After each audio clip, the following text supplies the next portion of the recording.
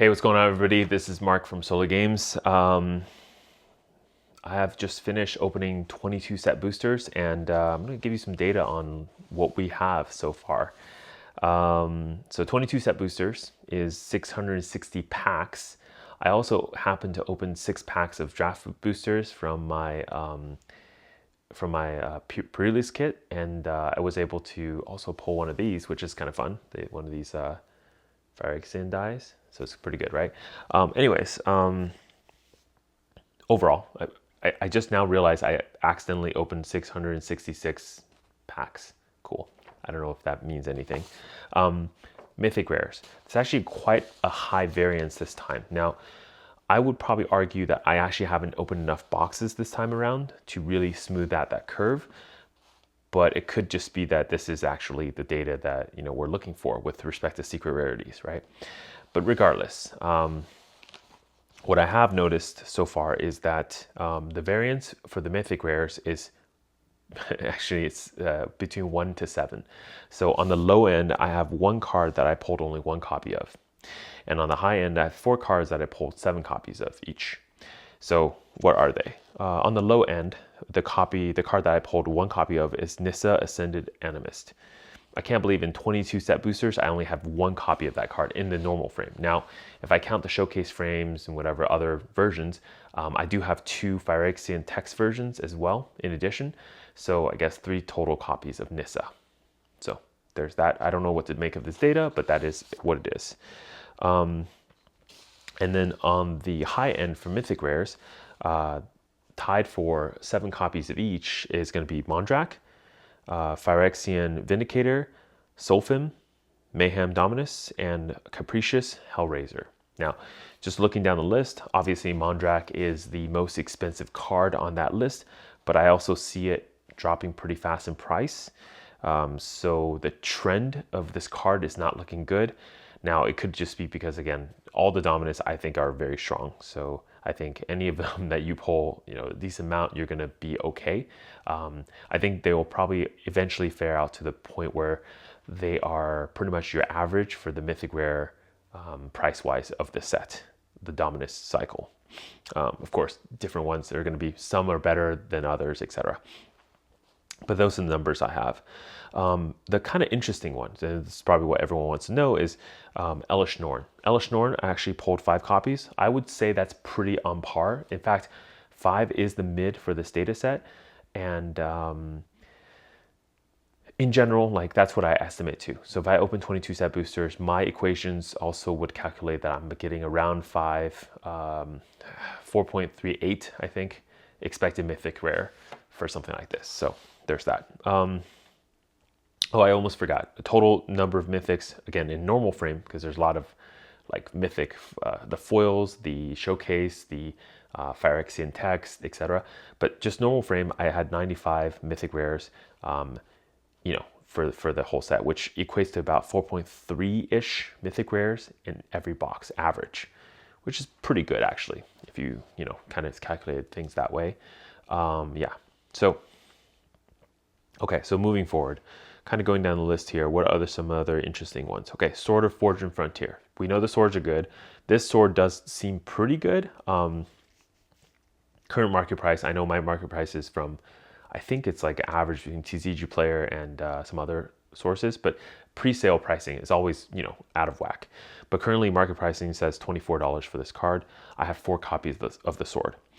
Kind of going down the list here, some things that were a little bit surprising to me was Luca. Now, Luca Bound to Ruin, I only have 3 copies of. I think originally during pre-release week, during card preview weeks, people thought Luca was pretty strong, but I think maybe the market has shifted in their opinion about Luca. So I don't know. I don't, I'm not always up on the deck building side of things, so you guys tell me if that's what's has happened, but I thought Luca was supposed to be pretty strong. It allows your creature to fight. It seems pretty good. So I don't know why this card apparently market price is $2.42. Honestly, a Planeswalker like this that's completed from Phyrexian set, if it's $2, I would probably pick up a copy of it. In fact, I just bought a Vraska in Phyrexian text for $5. I don't know why people are selling for this price, but hey, if it's pre-release and this is Thursday night, so the set hasn't even officially released and people are selling for $5, so I just bought one. Cool. Okay, so other fun things. So if you were here this morning for the poll, and I gave you all the choices, the actual winner, and this is before I finish opening all the boxes, whatever, was Phyrexia Obliterator. So Phyrexia Obliterator, I pulled 2 copies of total, but when I set up the poll, I only had 1 copy back then. So that one was actually the most rare card, surprisingly, I think, Mythic Rare for me personally. Yeah, and that one's sitting at a really comfortable $15, and I think it will probably move down a little bit more, but honestly, it's such a good card. I don't think people are really gonna, the price memory is pretty strong for this card, and also people are not really gonna move down more. The more interesting card, and this is where I think it does kind of prove out my theory a little bit, is the second or third, I guess, most rare card in the Mythic Rare is gonna be, for me, Ichor Moon Gauntlets. Now, this card is doing something that I've never seen a Magic card do, right? It modifies your Planeswalker's abilities. In fact, it adds 2 more to it, which is very interesting. Now, is it good long-term? Who knows, right? And I don't think it's gone through enough testing between deck building, whatever, to really understand. But this card itself is sitting at $22 in market price, and I only had 2 copies. So maybe this was the card that Wizards really thought was going to be the card, either this one or the sword, because I think, any colorless artifact is just going to be infinitely playable. So maybe that one is supposed to be the secret rare or whatever. So look, at this point, I think 22 boxes is still too little. I can't really make too much out of this data right now because this data looks, reasonable. The variance is a little bit high. I would have hoped that the lowest number was 3 for any Mythic Rare, and the highest number was going to be around 6. I didn't think this variance would happen, but the fact that there's such a large variance can only say one of 2 things. One is there is such thing as secret rare. Now, I don't know if Nissa was supposed to be the secret rare. That's kind of weird, but I think between Nissa, Ichor Gauntlets, and Phyrexia Obliterator, I definitely think one of them was intended to be secret rare if we believe down that path. Now, if we think it's just collation, I actually think that might be actually kind of true. Because again, when I buy these boxes, they all come in 1 sealed booster case, right, of 6 boxes. So the factory probably made all these together at the same run, which means there could be a collation issue that we're seeing here. So maybe it's a factory error that some of these things happen the way they do. Now, we won't ever know unless we have more data. So I encourage those people out there who are opening boxes, take a look at my data and then think about whether that makes sense to you and what you're seeing out there, right? Especially if you're a mass box opening, I'd be curious to know what you're seeing. I did also compile the data on the rare side. The rare side, the variance is not too crazy.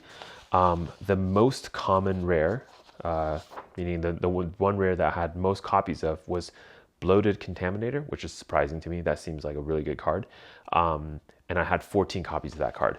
And total number of rares pulled for 660 packs was 602. So, take into account what you would think. Again, no special showcase cards, just the normal frames. And the most rare card, and I'm ignoring the kind of like what they call like Jumpstart exclusive cards, those extra cards. They're like standard legal, but they're not part of the 271 of the set. So I'm ignoring those ones. It's going to be Monument to Perfection. That card rare, I had only 5 copies of. I don't know why. That card shouldn't be that expensive, and it doesn't seem like it's really that crazy. So, but I only have 5 copies of that one. So maybe it's just a variance thing or collation, that kind of thing.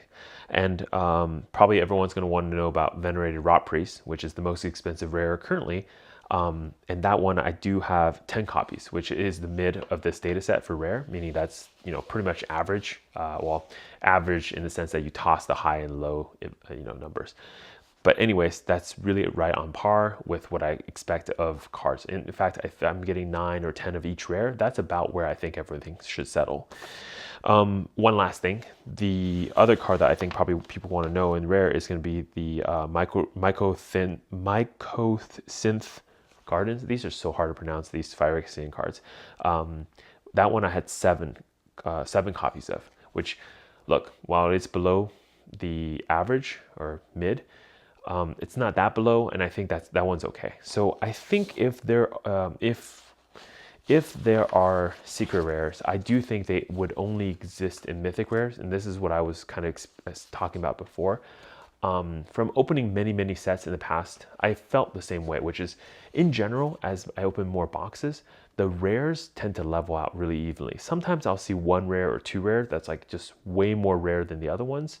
But really what I mean by that is like, look, it's like maybe one of them I have 7 copies, the other one I have like 10, or in other cases more extreme, I'll have something like maybe 10 copies of one card and 18 copies of the other card, or, you know, the mid. So that's a little bit extreme of variance. But as you can see from the mythic rare side, because you're getting so little per box, there could be a high variance in the number of cards.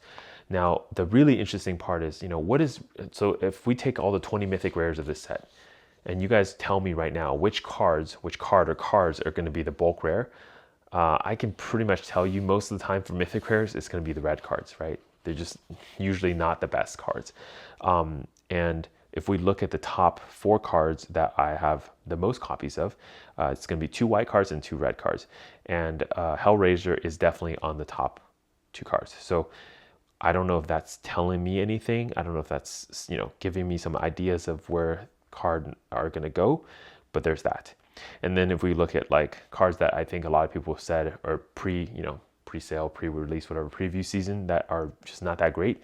Jace, I have 6 copies. Nahiri, I have six copies. All Will Be One, 6 copies. So I think if nothing else, those are fueling the conversation, right? And if we look more towards the green cards, usually are a little bit better, right? If you look at, for example, Tyrannix Rex, I have only 4 copies. So again, I don't know what this data is specifically telling me, but from at least the numbers, they do appear to slightly tend towards one side of the equation, right? Yeah, so I don't know exactly what this is saying, and I think definitely I need way more data than this. Probably need another 22 boxes at the minimum to get any useful data for this set, which unfortunately I won't have equivalent of those number of packs until the complete edition comes in. I did change the way I'm doing sales this time around to adjust for the complete edition, which I think, again, I still think they're very worth your money. The only problem is obviously they do come a month later, which is annoying because I can't really like give that data to you guys now. But I think by then we'll have much better understanding of like where everything is sitting between now and then. Yeah, so again, I don't know, but I hope this is helpful for you guys. And yeah, good luck. Good luck with your polls. Let me know how you think. Let me know if you're seeing the same thing out there. If Ichor Moon gauntlets are also the most rare thing that you're seeing, or no, you're not seeing that, and Mondrak is the most rare. And I would love to know whether what I have is the norm, or what I had is actually, you know, the opposite. So again, it's hard to piece together this data from everybody, but if we can do some work to piece it together, that'd be great. Some other minor updates. I did film opening all 22 boxes plus my pre-release kit. So I will try to edit those videos down and just kind of give the synthesis of each one of those at the end, put that into one video. Hopefully when I upload it, somebody on Reddit can take that data and then crunch some numbers, and then, you know, of course, do whatever you want to do, and then show me that I'm wrong, show me I'm right, whatever. And ideally we can combine that data with other data that other people have, and then maybe come to a conclusion about something. Oh, one last thing. I've heard some people push back and say something like, hey, you know what, you know, the booster boxes, booster packs, whatever, they're built for draft, so the way that they do variants or you know, collation for cards are going to be different. My argument against that is I don't open draft boosters. I'm opening set boosters almost exclusively. There were 6 draft boosters in there.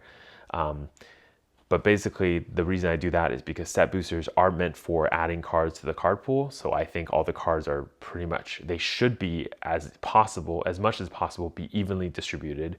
But as far as the data right now shows, they're not. And the variance between the most common and the least common is pretty high, even definitely among the mythic rares, but even among the rares, there's some like 5 to 13 or 14 is still a pretty large variance between those. So anyways, that's going to do for me. It's getting pretty late. I'm still packing orders and stuff out to everybody.